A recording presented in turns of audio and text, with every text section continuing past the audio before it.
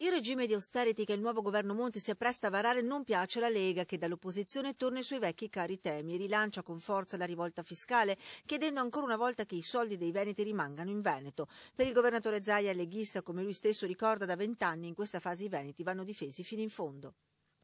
Io più che appoggiare le rivolte fiscali dovrei ricordare a tutti che quando c'è stata l'alluvione ho proposto io il fatto di non pagare più le tasse perché non ci davano i soldi. Mi inquieta pensare che lunedì il primo provvedimento che farà questo nuovo governo sarà quello per Roma Capitale. A me sembra che questa non sia sicuramente dare una risposta al nord.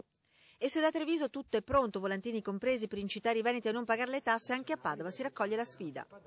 Torniamo alle nostre origini, cioè non pagare quello che vorrebbero farci pagare, in modo particolare questo governo che tecnico non è, e dalla prossima settimana il partito ha intenzione di attivarsi per fare qualche cosa di eclatante che soprattutto serve a scuotere le coscienze dei padovani.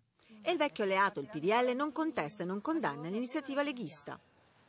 La Lega può legittimamente fare ciò che ritiene più opportuno. Di fatto però, spiega, certo nemmeno il PDL sarà tenero col governo Monti, i paletti sono stati messi.